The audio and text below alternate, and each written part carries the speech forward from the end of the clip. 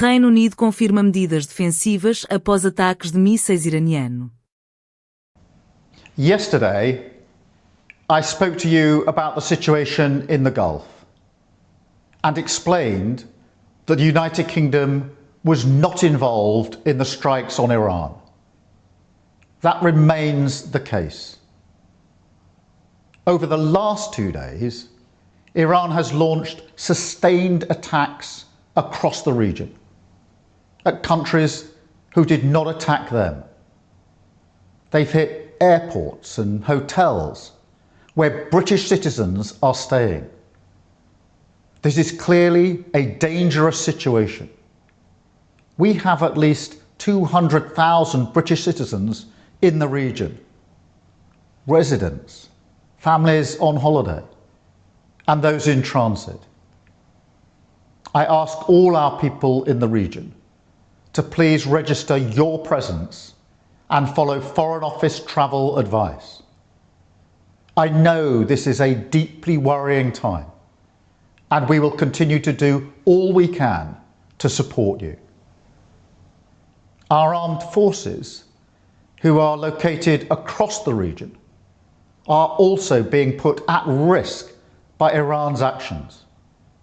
Yesterday, Iran hit a military base in Bahrain, narrowly missing British personnel. The death of the supreme leader will not stop Iran from launching these strikes. Their approach is becoming even more reckless and more dangerous to civilians. Our decision that the UK would not be involved with the strikes on Iran was deliberate, not least because we believe that the best way forward for the region and for the world is a negotiated settlement, one in which Iran agrees to give up any aspirations to develop a nuclear weapon. But Iran is striking British interests nonetheless, and putting British people at huge risk, along with our allies across the region. That is the situation we face today. Our partners in the Gulf have asked us to do more to defend them, and it is my duty to protect British lives. We have British jets in the air as part of coordinated defensive operations, which have already successfully intercepted Iranian strikes.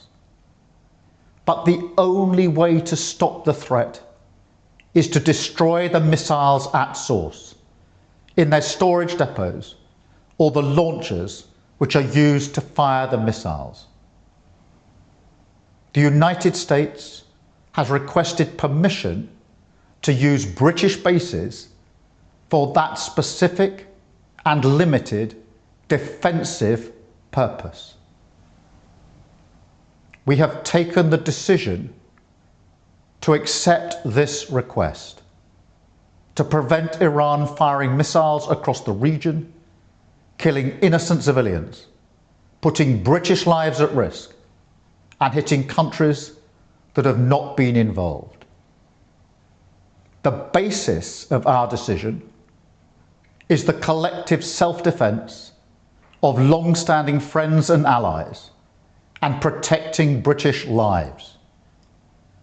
That is in accordance with international law, and we are publishing a summary of our legal advice. We are not joining these strikes, but we will continue with our defensive actions in the region. And we will also bring experts from Ukraine together with our own experts to help Gulf partners shoot down Iranian drones attacking them. I want to be very clear. We all remember the mistakes of Iraq, and we have learned those lessons. We were not involved in the initial strikes on Iran, and we will not join offensive action now. But Iran is pursuing a scorched earth strategy, so we are supporting the collective self-defense of our allies and our people in the region. Because that is our duty to the British people. It is the best way to eliminate the urgent threat and prevent the situation spiralling further. This is the British government protecting British interests and British lives. Este website pode ajudá-lo a melhorar a sua leitura e compreensão auditiva em inglês. Recorrendo a IA, divide as frases em segmentos curtos e fáceis de entender. Com o leitor, pode ajustar a velocidade, fazer pausa ou recuar para compreender cada frase. O site disponibiliza tradução em 20 idiomas, facilitando a aprendizagem.